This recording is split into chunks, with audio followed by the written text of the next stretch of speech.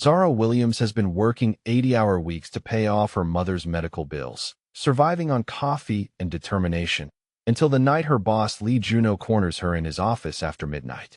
He sees the exhaustion she's tried to hide, recognizes the desperation behind her perfectly professional facade, and offers her something that could save her mother's life or destroy everything she's worked for. At 24, Zara balanced financial spreadsheets with the weight of impossible choices.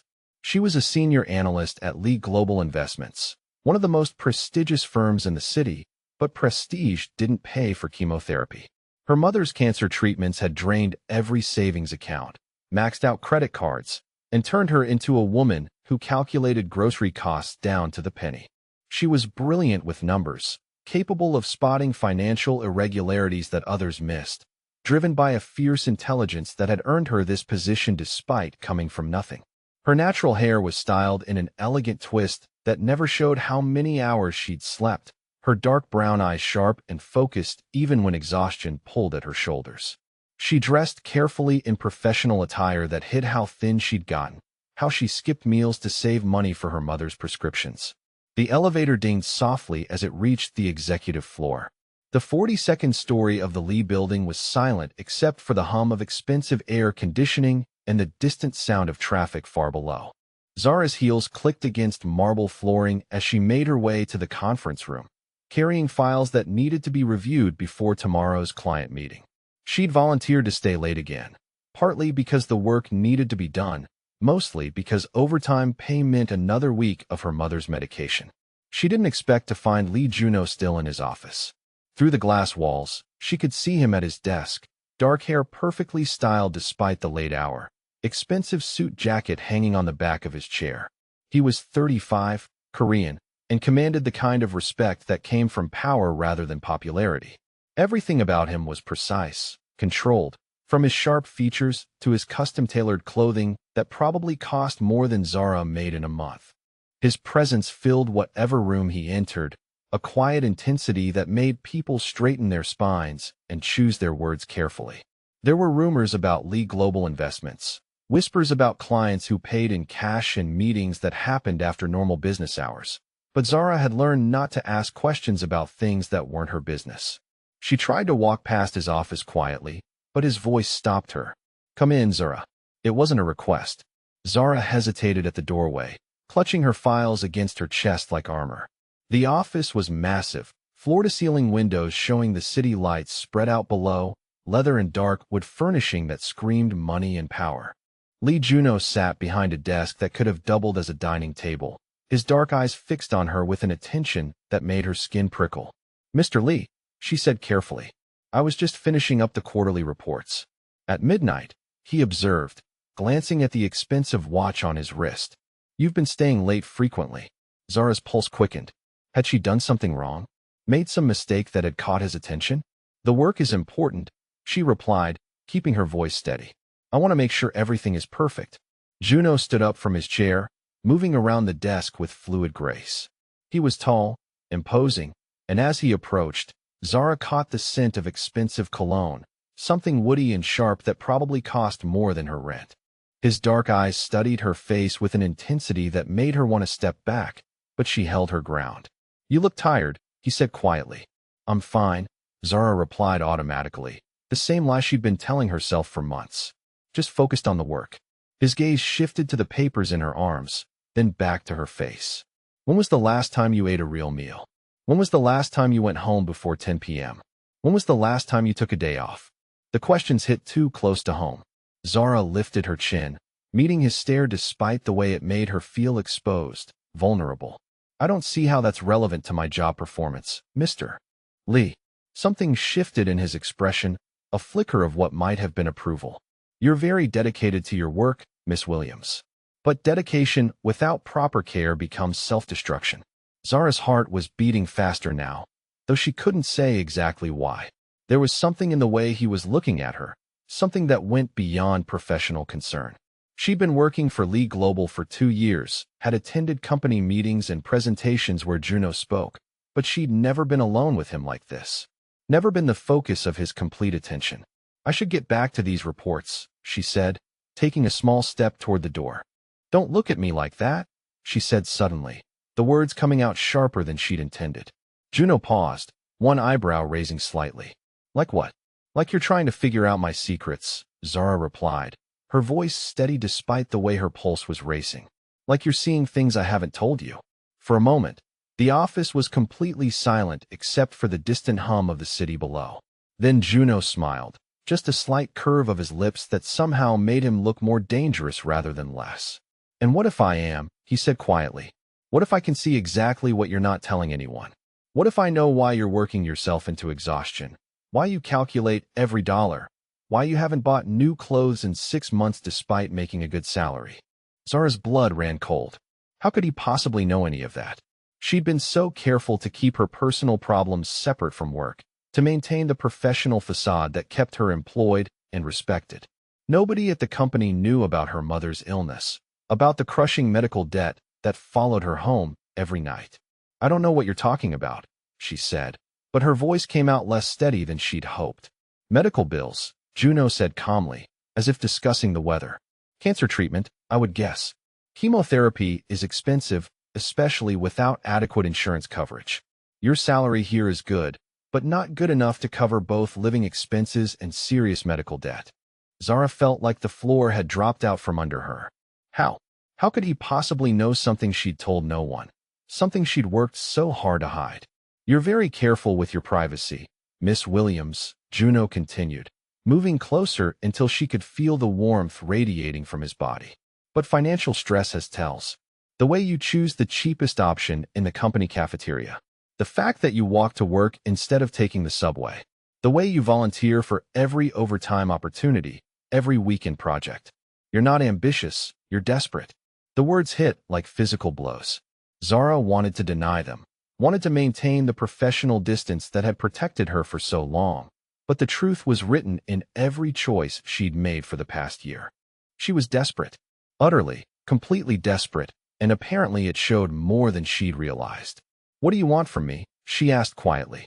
Juno's dark eyes held her steadily. The question, Miss Williams, is what do you want from me? Because I might be able to help you. But help always comes with a price. Zara's mouth went dry. There was something in his voice, something that suggested this conversation was about to go places she'd never expected, places that might change everything about her carefully controlled professional life. She should leave. She should gather her files and walk out of this office and pretend this conversation never happened. Instead, she heard herself asking, what kind of price? Juno's smile was slow, satisfied, like a predator who'd just confirmed his prey was within reach. That depends on how much you need the help, he said softly, and how far you're willing to go to get it. The call came at 10:15 the next morning, while Zara was reviewing quarterly reports in the glass-walled conference room. Her mother's oncologist spoke in the careful, measured tone that doctors used when delivering devastating news. Emergency surgery. Tumor growth. Insurance claim denied due to experimental treatment classification. $150,000. Payment required before procedure.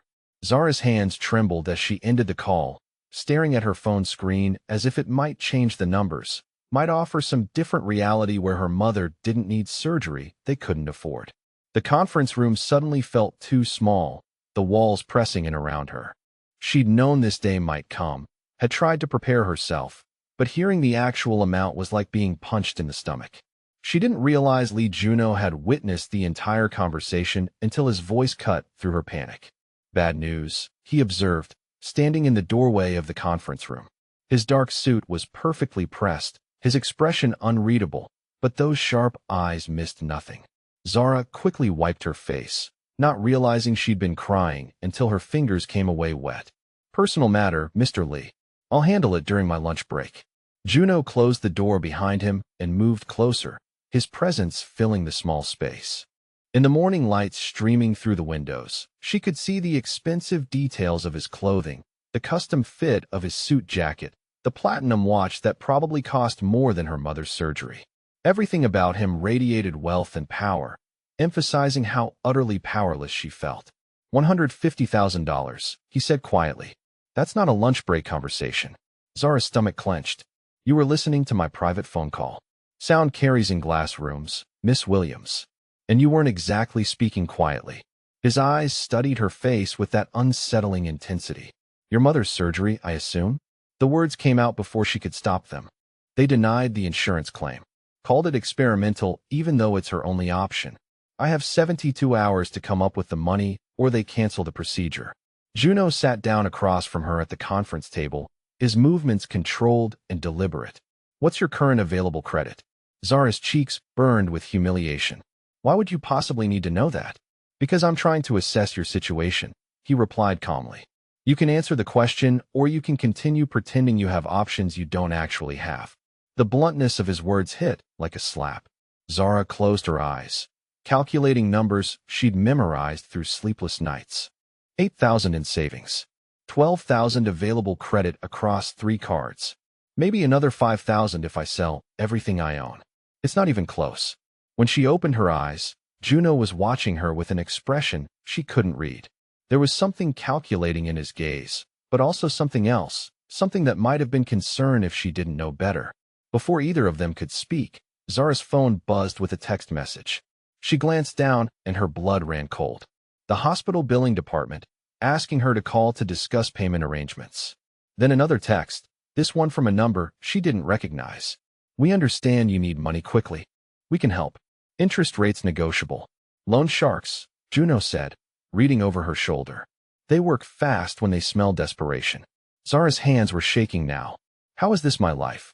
How did I become the kind of person who gets text messages from loan sharks? You became someone who loves her mother more than her own financial security, Juno replied. It's not a character flaw, Miss Williams. It's just expensive. Something in his tone made her look up at him, really look at him.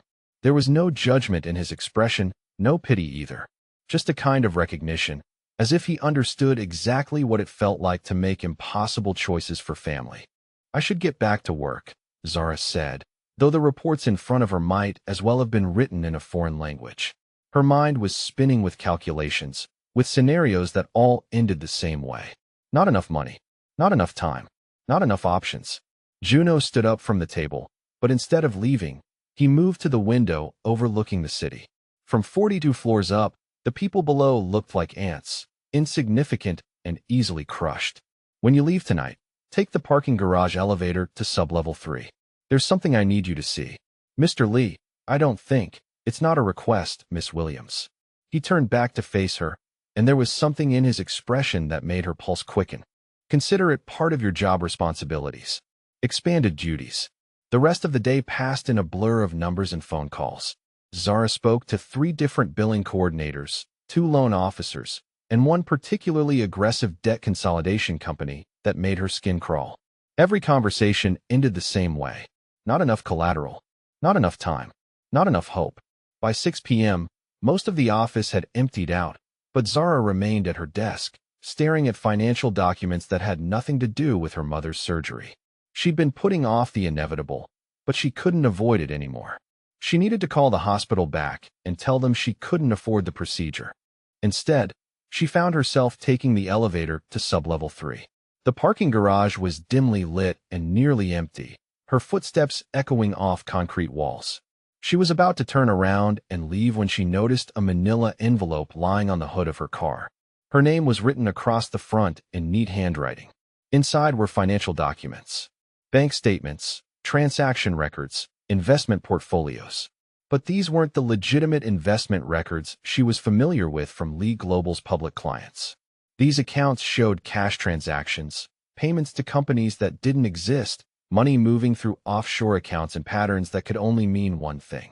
Lee Juno wasn't just running an investment firm. He was laundering money. Zara's heart pounded as she flipped through page after page of evidence.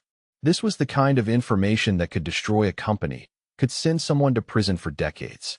And he'd left it on her car like a test, like he wanted to see what she would do with it. She should photograph everything and turn it over to the authorities. She should protect herself and get as far away from Lee Global as possible. She should do the right thing. Instead, she thought about her mother lying in a hospital bed, about 72 hours ticking away like a countdown to death, about loan sharks circling like vultures. Miss Williams. Zara spun around to find Juno emerging from the shadows between 2 cars. He moved with that fluid grace she was beginning to recognize. No wasted motion, every step deliberate. In the dim garage lighting, he looked more dangerous than he did in his corporate office, more like the kind of man who dealt in the shadowy transactions documented in these files. "You read them," he observed, though it wasn't really a question. Zara clutched the envelope against her chest. "I should turn these over to the police." "You should," he agreed, stepping closer. "But you won't. How can you be so sure?" "Because you're here instead of making that call. Because you know I can solve your problem and you're trying to decide if you can live with the cost." Zara's throat felt tight. "What's the cost?" "Your silence, for starters." Juno was close enough now that she could smell his cologne, could see the way his dark eyes reflected the overhead lights. "Your complete discretion about anything you might learn while working for me. Your loyalty." "Working for you?" Zara's voice came out as barely a whisper. "I have need of someone with your skills, Miss Williams. Someone who can manage certain financial matters that require a particular kind of trust. Someone who understands that some information is worth more than money." He paused, studying her face. "The position pays very well. Well enough to cover emergency surgeries and anything else your family might need." The envelope felt heavy in her hands, weighted with implications and choices that would change everything about who she was, who she thought she could be. "This is illegal." "Yes," Juno said simply. "Does that matter more than your mother's life?" The question hung in the air between them like a challenge. Zara closed her eyes, thinking about integrity and survival, about the difference between who she wanted to be and who she needed to be.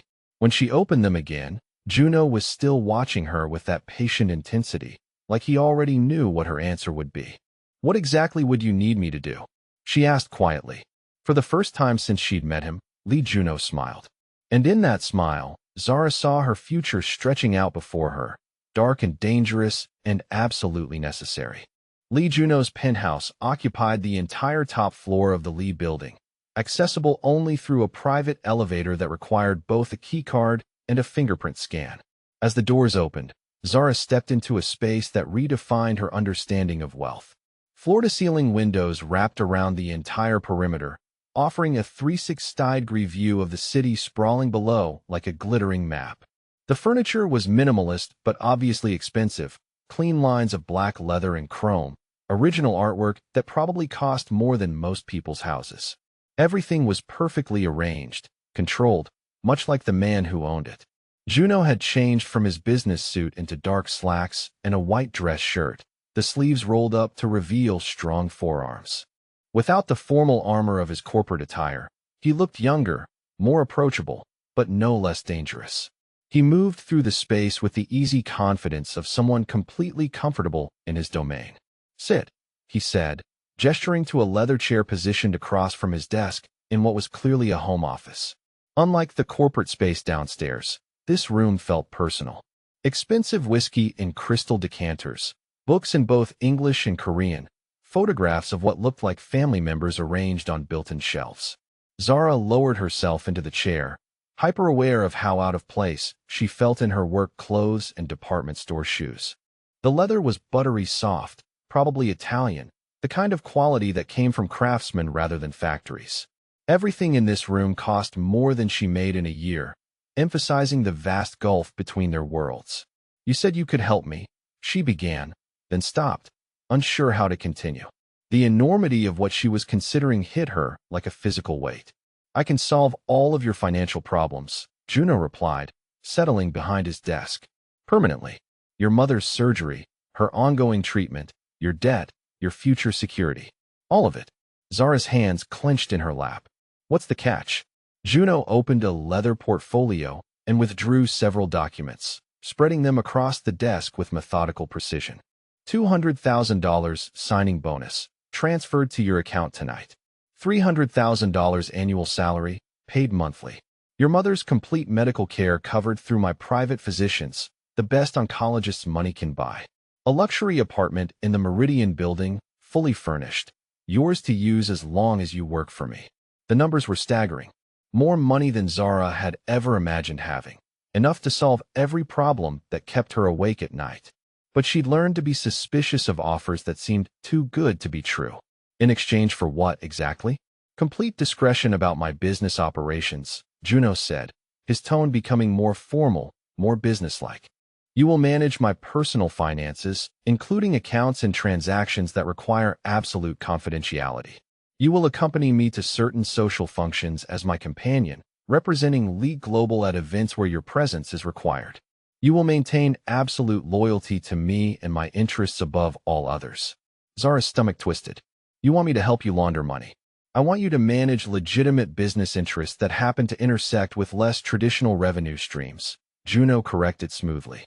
You have the skills to handle complex financial structures. I need someone I can trust completely. Trust, Zara repeated, her voice hollow.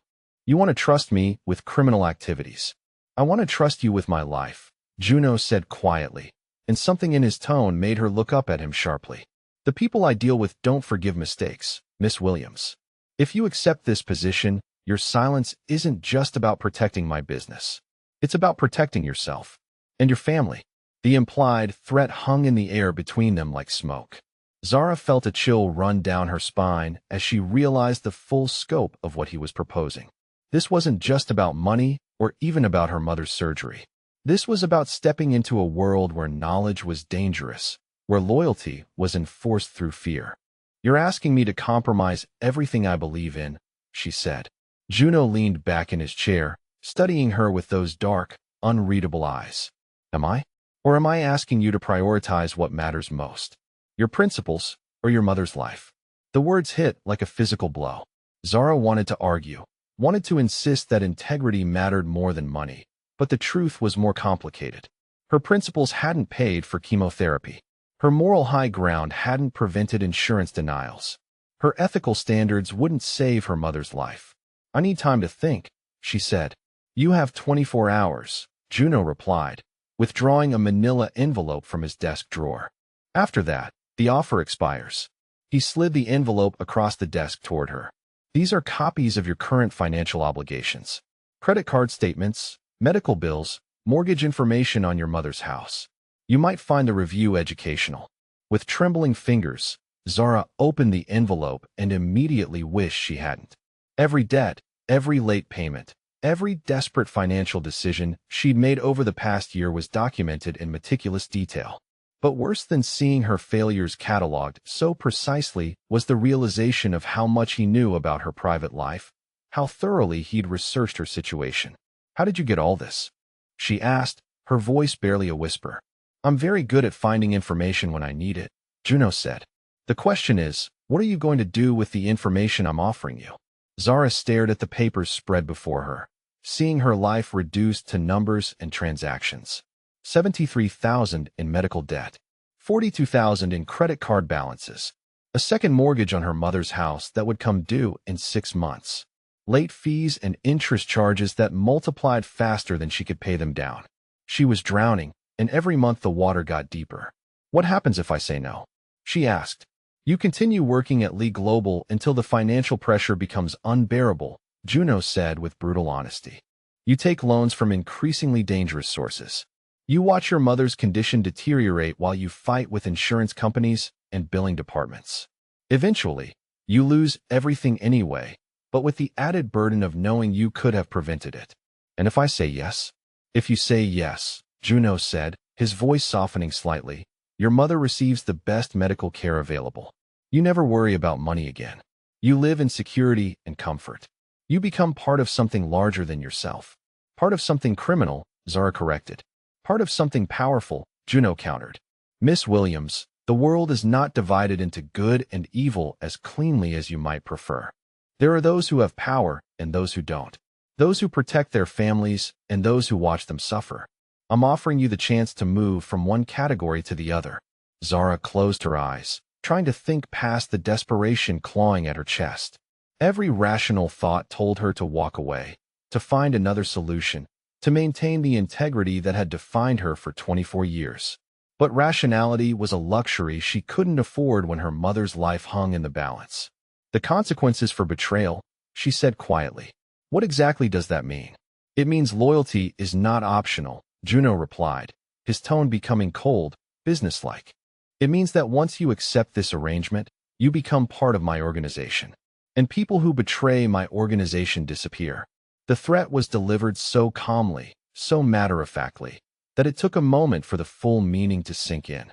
Zara opened her eyes and found Juno watching her with that patient intensity, waiting for her response to his ultimatum.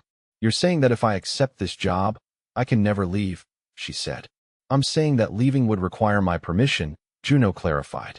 "I protect my investments, Miss Williams. And you would represent a significant investment."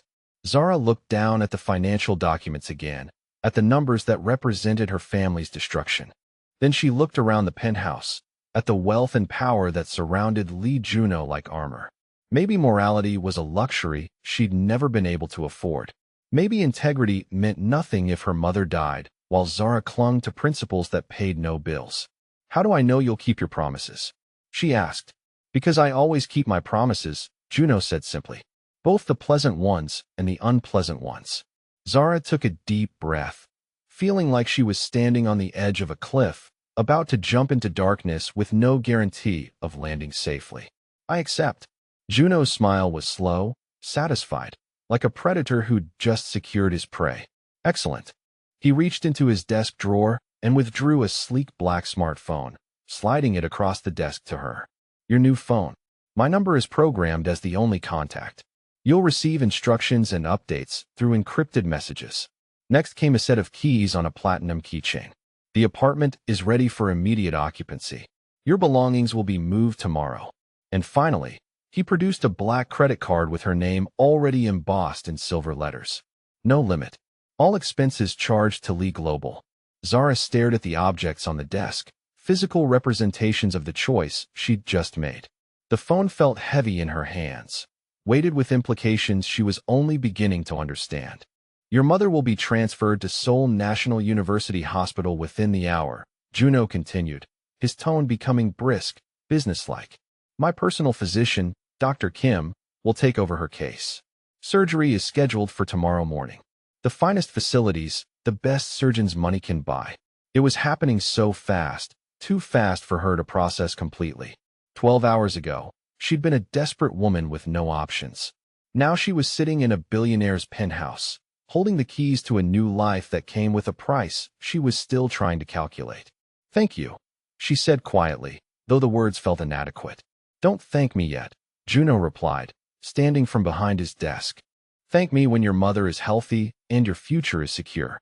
For now, just remember that everything you heard tonight, everything you'll learn going forward, stays between us. Your life depends on it." Zara nodded, understanding that she'd just crossed a line that could never be uncrossed. As she gathered the phone, keys, and credit card, she felt like she was collecting the pieces of a new identity, one built on compromise and necessity rather than choice. "Welcome to my world, Miss Williams," Juno said as she stood to leave. "I think you'll find it quite different from anything you've known." As the elevator descended from the penthouse, carrying her back to the world below, Zara realized that Lee Juno was absolutely right. Everything was about to change, and there was no going back. 3 months after that night in the penthouse, Zara Williams stood in her new apartment watching the sunrise paint the city in shades of gold and pink.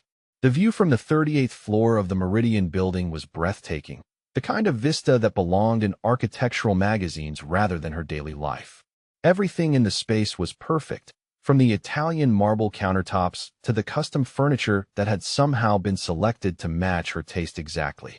She'd never told anyone she preferred deep blues and warm grays, never mentioned that she liked modern art with classical touches, but somehow Juno had known.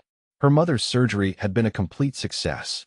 Dr. Kim, Juno's personal physician, had assembled a team of the country's best oncologists, and the experimental treatment that insurance had refused to cover was now simply another line item in Juno's medical budget. Her mother was not just surviving, she was thriving, healthier than she'd been in 2 years. The relief of watching her laugh again, of seeing color return to her cheeks, was worth every moral compromise Zara had made. The wardrobe that had appeared in her walk-in closet was another revelation. Designer dresses that fit perfectly, shoes that cost more than her previous monthly salary, jewelry that caught light like captured starfire. She'd protested initially, insisting she didn't need such expensive things, but Juno had been firm. "You represent me now," he'd said. "Appearance matters in this business." What she hadn't expected was how natural it would begin to feel, how quickly she'd adapt to the rhythm of her new responsibilities.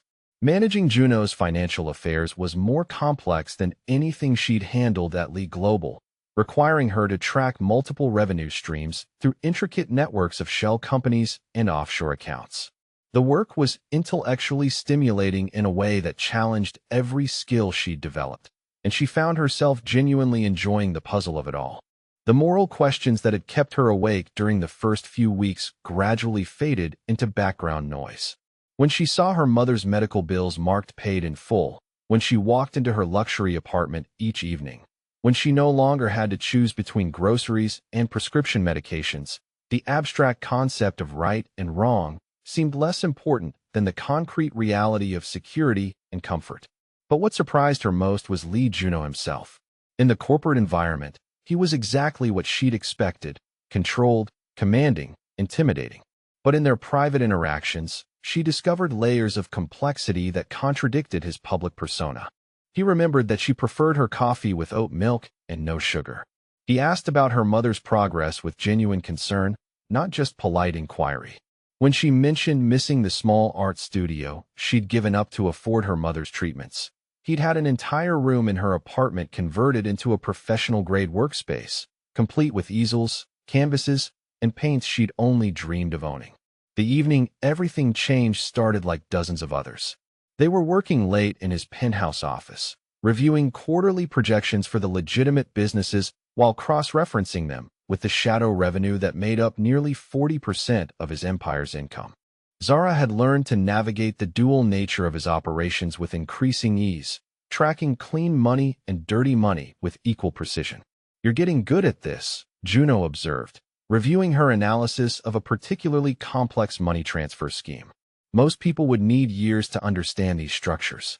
"I have a good teacher," Zara replied, then immediately wondered if the comment was too personal, too familiar.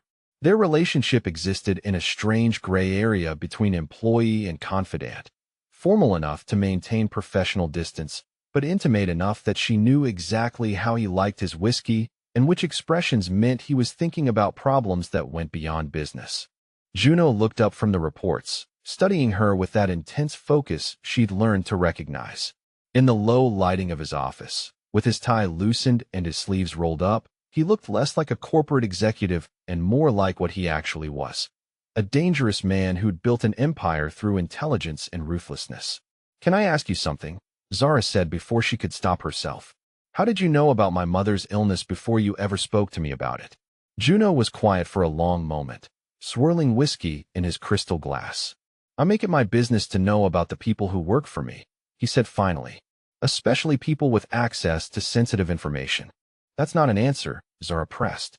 "You knew specific details about my financial situation, about my mother's cancer, about things I'd never told anyone at the office." Juno set down his glass and leaned back in his chair. "The truth, Miss Williams, is that I'd been watching you for several months before our first private conversation. You interested me." Zara felt her pulse quicken. "Why?" "Because you were the only person in my building who wasn't afraid of me," Juno said simply. "Everyone else either cowered or tried to impress me. You just did your work with competence and integrity. Even when you were struggling financially, even when you could barely afford to eat lunch, you never once compromised the quality of your analysis or asked for special favors." There was something in his voice that made her look at him more closely. In the subdued lighting, his sharp features seemed softer somehow, less controlled.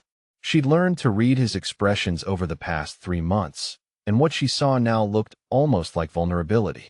"You were testing me," she said, understanding flooding through her. "The financial documents, the offer, everything. You wanted to see what I would choose when I was desperate enough. I needed to know if you could be trusted," Juno confirmed. "My organization requires absolute loyalty, but it also requires people of character. Desperation alone isn't enough. I needed someone who would make hard choices for the right reasons." "And what are the right reasons?" "Family," Juno said without hesitation. "Love. Protection of the people who matter most." Something in his tone made her set down her own glass and really look at him. "Is that why you do this?" "All of it. The business, the empire, the risk." Juno was quiet for so long that Zara thought he wasn't going to answer. When he finally spoke, his voice was softer than she'd ever heard it. My father was killed when I was 19, he said. Business rivals who thought they could intimidate our family into giving up territory. They were wrong about the intimidation, but they succeeded in taking everything that mattered to me. Zara felt her breath catch. She'd known that Juno had inherited his position young, but she'd never heard the details, never understood the violence that had shaped his rise to power. I'm sorry, she said quietly. I was in university when it happened, studying finance, planning to join the legitimate side of the family business. I thought I could keep my hands clean, stay away from the dangerous aspects of what my father did. Juno's laugh was bitter, self-mocking. I was naive enough to believe that good intentions would protect the people I loved. What changed your mind? They came for my younger sister next, Juno said, his voice becoming hard, cold. Made it clear that killing my father was just the beginning. So I left university, took over operations, and spent the next 3 years systematically destroying every person who had threatened my family. I learned that in this world, you're either powerful enough to protect what matters to you, or you watch it get taken away. Zara understood now why he'd been so insistent about loyalty, about the consequences of betrayal. This wasn't just business for him. It was survival, protection, the only way he knew to keep safe the people he cared about. Do you ever regret it? She asked. The choices you've made? Juno looked at her for a long moment, something shifting in his expression. Every day, he said quietly. But regret is a luxury I can't afford. Neither is weakness. Neither is trust, for that matter. He paused, studying her face. Until now. The words hung in the air between them, heavy with implication. Zara felt her heart racing as she realized what he was telling her. Not just that he trusted her with his business, but that she'd somehow become important enough to matter beyond professional usefulness. Juno, she began, then stopped, unsure what she was trying to say. You should know, he continued, his voice still soft but with an edge of intensity that made her skin prickle, that what started as a business arrangement has become something else entirely. For me, at least. Zara's mouth went dry. She could feel the shift in atmosphere. The way the professional distance they'd maintained was dissolving into something more personal, more dangerous. What are you saying? I'm saying that I've grown to care about you in ways that have nothing to do with your financial skills or your discretion about my business, Juno said, standing from behind his desk. I'm saying that somewhere in the past 3 months, you stopped being an employee and started being someone I can't imagine losing. He moved around the desk slowly, deliberately, until he was standing close enough that she could smell his cologne, could see the way his dark eyes reflected the low lighting. Everything about his approach was controlled, careful, giving her time to object or move away. Instead, she found herself standing up to meet him, drawn by the vulnerability she heard in his voice, by the recognition that this powerful, dangerous man was offering her something rare and precious. His trust, his protection, his carefully guarded heart. This complicates everything, she whispered. Yes, Juno agreed, reaching up to touch her face with gentle fingers. It does. As his thumb traced along her cheekbone, Zara realized that she'd stopped thinking about moral compromises and started thinking about the man who'd saved her mother's life, who remembered how she liked her coffee, who'd looked at her like she mattered when everyone else in her life had written her off as a lost cause. Whatever this was becoming, whatever lines they were about to cross, she found that she didn't want to stop it. For the first time in years, she felt safe, valued, cared for in ways that went beyond gratitude or financial obligation.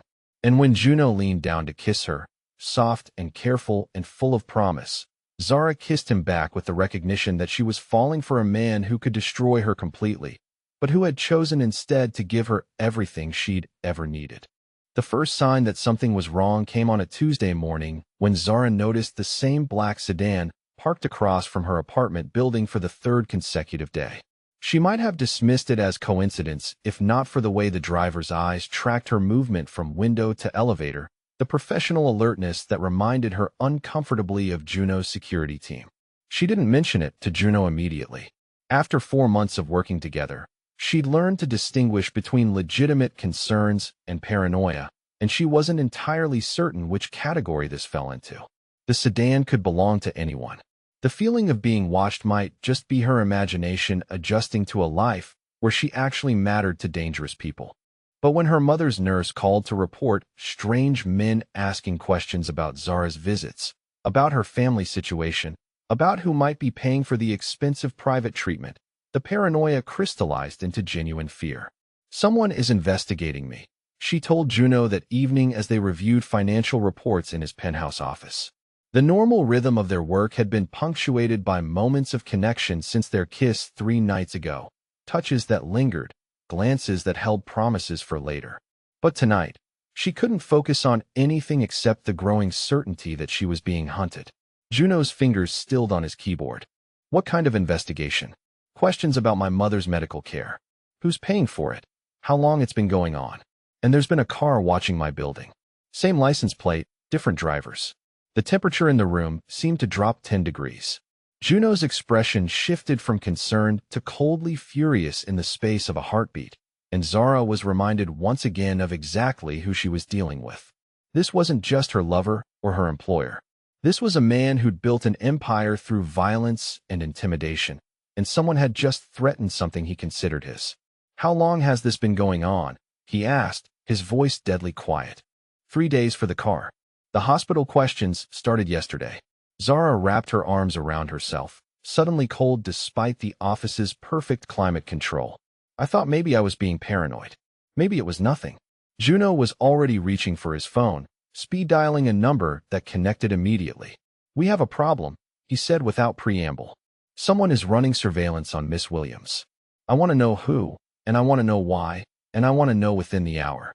As he ended the call, Zara felt the full weight of her situation settling over her like a heavy blanket. This wasn't some abstract danger that existed in theory. Someone had identified her as important to Lee Juno, and in his world, that made her a target. "Who would want to hurt me?" she asked, though part of her already knew the answer. "Anyone who wants to hurt me," Juno replied grimly. "You've become leverage, Miss Williams. The most effective way to control a man is to threaten what he values most." The words sent ice through her veins. Leverage.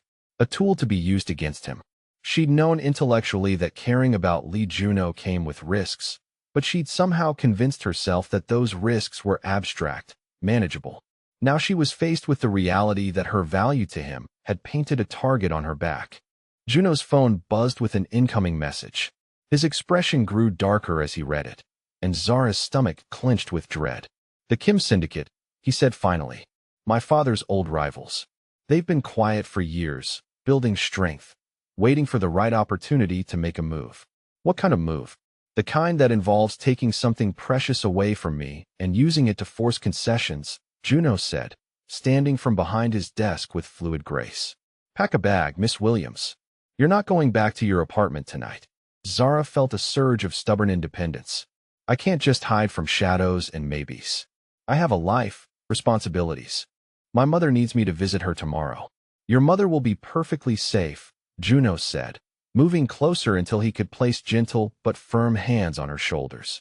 "Dr. Kim has already arranged for additional security at the hospital. But you, Zara, you are in immediate danger. These people don't make empty threats." "How do you know that?" "Because I know how they operate," Juno said, his voice becoming softer but no less urgent. "Because they sent the same kind of surveillance teams before they killed my father. Because the questions they're asking are designed to map your routines, your vulnerabilities, your emotional pressure points." The fear that had been building in Zara's chest crystallized into panic. This was really happening. She wasn't just imagining threats or overreacting to coincidences. Dangerous people were actively planning to hurt her, to use her as a weapon against the man she'd fallen in love with. Before she could respond, Juno's security team leader called with an update that made his face go stone cold. "They're moving tonight," he told Zara as he ended the call. "My people intercepted communications suggesting they plan to take you from the parking garage of your building within the next 2 hours." Zara's blood turned to ice water. They were going to kidnap her tonight. While she'd been sitting in this office reviewing financial reports and worrying about imaginary threats, real predators had been finalizing plans to destroy her life. "I need to warn the other residents," she said, thinking of the elderly couple who lived next door, the young family with small children down the hall. "My team is already handling evacuations and security," Juno said, his voice becoming brisk businesslike in the way she recognized as his crisis management mode. What I need from you is absolute compliance with whatever I tell you to do. No arguments, no questions, no attempts to handle this yourself. But even as she nodded agreement, Zara's mind was racing with implications and questions. If the Kim Syndicate was willing to move this aggressively, this publicly, it meant they believed they could win whatever war they were starting. It meant they thought Lee Juno's feelings for her were significant enough to justify an enormous risk. "What aren't you telling me?" she asked quietly. Juno was quiet for a long moment, studying her face with an expression that mixed regret with something deeper, something that looked like fear. "They know I love you," he said finally, the words hitting her like a physical blow. "They know that you've become the most important thing in my world, which means you've become my greatest weakness. And they intend to exploit that weakness until it destroys me." The confession hung in the air between them, loaded with implications that went far beyond the immediate crisis. Love. He'd said the word she'd been afraid to even think, had laid bare the truth that made her simultaneously precious and vulnerable. "Juno," she began, but he shook his head. "We'll talk about what this means when you're safe," he said. "Right now, I need you to trust me completely. Can you do that?" Zara looked into his dark eyes and saw desperation alongside determination. Saw a man who'd built his entire life around maintaining control, confronting the one thing that could destroy him utterly. She thought about the past 4 months, about the ways he'd protected her, cared for her, given her everything she'd needed without asking for anything in return except loyalty and discretion. "Yes," she said simply. "I trust you." Relief flickered across his features, followed immediately by renewed focus. His phone was already ringing with updates from his security team, and Zara could hear the organized efficiency of people who'd handled crises like this before. Whatever happened next, she wasn't facing it alone. But as Juno began coordinating her protection with military precision, Zara realized that her life had just changed irrevocably again. The comfortable routine they'd built, the careful balance between professional necessity and personal connection, was about to be tested by forces that wanted to see both of them destroyed. And for the first time since she'd accepted his offer in that parking garage 4 months ago, she understood that loving Lee Juno might cost her everything she'd thought she was gaining, including her life. The war for her future was about to begin, and she was no longer just a participant. She was the prize. The safe house was a fortress disguised as a luxury hotel suite, 40 floors above the city with bulletproof windows and security systems that could detect threats from blocks away. Zara spent 18 hours there, watching news reports that mentioned gas leaks and construction accidents in various parts of the city, understanding that each euphemistic headline represented another piece of the Kim Syndicate being systematically eliminated. Juno returned at dawn, still dressed in the dark suit he'd worn when coordinating her protection. But there was something different about him now. The controlled tension that had radiated from him during the crisis was gone, replaced by the satisfied calm of a predator who'd successfully defended his territory. When he looked at her across the secure apartment, his dark eyes held a possessive intensity that made her pulse quicken. "It's finished," he said simply, settling into the chair across from her. The Kim Syndicate no longer exists as a functional organization. Their leadership has been permanently removed, their operations absorbed into other territories, their ability to threaten anyone eliminated. Zara searched his face for signs of what that elimination had cost him, but found only the same controlled competence she'd learned to associate with his handling of business matters. She'd understood intellectually that Lee Juno was capable of violence, but seeing the aftermath of that violence deployed in her defense was different from knowing it in theory. "How many people?" she asked quietly. "Enough," Juno replied. "Everyone who made the decision to target you, everyone who gathered intelligence about you, everyone who would have participated in taking you. They made a choice to threaten what belongs to me. I responded accordingly." The possessive language should have bothered her. 6 months ago, the idea of belonging to anyone would have triggered every independent instinct she possessed. But sitting in a secure apartment while the city below absorbed the consequences of threatening her, Zara found herself grateful for the brutal efficiency of his protection rather than disturbed by its implications. "What happens now?" she asked. "Now you're safe," Juno said, standing from his chair with that fluid grace she'd learned to recognize as preparation for something important. Now no one in this city or any other will ever consider you a target again. Now everyone who matters knows that touching you means war with me, and war with me is not survivable. He moved closer until he was standing directly in front of her chair, close enough that she could see the subtle signs of exhaustion around his eyes, the evidence that the past day had cost him even if he'd never show it openly. When he spoke again, his voice was softer but weighted with an intensity that made her breath catch. You need to understand something, Zara. What happened yesterday changed everything between us. Not just because of the danger, but because of what I was willing to do to protect you. The lines I was willing to cross, the risks I was willing to take. I destroyed an entire criminal organization because they threatened to take you away from me. Zara felt her heart racing as she looked up at him, seeing past the controlled exterior to the raw possessiveness underneath. This wasn't just about protection anymore. This was about claiming, about a man who'd spent his entire adult life maintaining emotional distance, recognizing that she'd become essential to his existence. Juno, she began, but he shook his head, reaching down to take her hands and pull her to her feet. Let me finish, he said, his voice becoming urgent, almost desperate. I love you, Zara. Not just as an employee who became important, not just as someone I care about protecting. I love you in ways that make me dangerous to be around, ways that make me willing to burn down anyone who threatens what we have. The confession hit her like a physical force. She'd known his feelings had deepened, had felt her own emotions evolving from gratitude through trust into something much more complicated and precious. But hearing him say the words, seeing the vulnerability in his dark eyes as he laid his heart bare, was overwhelming in ways she hadn't prepared for. I love you too, she whispered, and watched relief flood across his features like sunrise. Then you need to understand what that means in my world, Juno said, his hands tightening on hers. It means you're mine, completely and irrevocably. It means I will never let you go, never allow anyone to take you from me, never accept any threat to your safety or happiness. It means you belong to me in ways that go far beyond any business arrangement we might have started with.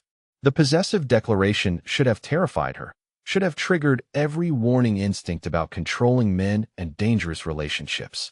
Instead, looking into the eyes of the man who'd just eliminated an entire criminal syndicate to keep her safe, Zara felt a deep sense of rightness, of coming home to something she'd never known she needed. And you belong to me, she said, surprising herself with the certainty in her voice. All of you. The dangerous parts and the tender parts and everything in between. Juno's smile was slow, satisfied, like a predator recognizing that his prey had chosen captivity willingly. Yes, he agreed, leaning down to rest his forehead against hers. Completely and permanently. When he kissed her this time, it was nothing like the careful, testing kiss they'd shared in his office days ago. This was claiming, possession, the physical manifestation of everything they'd just acknowledged. Zara kissed him back with equal intensity, recognizing that whatever they were building together was worth every compromise, every moral gray area, every risk that came with loving a man who lived outside conventional rules. When they finally broke apart, Juno's expression had shifted into something more businesslike, though his eyes still held that possessive warmth that made her feel precious and protected. I have something to ask you, he said, reaching into his jacket pocket to withdraw a small velvet box that made Zara's breath catch. This isn't just about continuing our arrangement or maintaining our professional relationship. This is about making you my wife, my partner in everything, the official matriarch of the Lee family organization. He opened the box to reveal a ring that was breathtaking in its simplicity and obvious expense. A single diamond surrounded by smaller stones, elegant and timeless, the kind of piece that represented not just wealth but permanence, legacy, future generations. Marry me, Zara, Juno said, his voice soft but urgent. Not because you need my protection or my money, but because I need you. Because you've become the center of everything I've built, the reason I want to keep building it. Because I can't imagine a future that doesn't include you as my wife, my equal, my partner in every sense of the word. Zara stared at the ring, at the physical symbol of everything he was offering her. Not just marriage, but but integration into his world at the highest level. Not just security, but power. Not just love, but partnership with one of the most dangerous and influential men in the city. Yes, she said without hesitation, understanding that this choice was different from all the others she'd made over the past 6 months.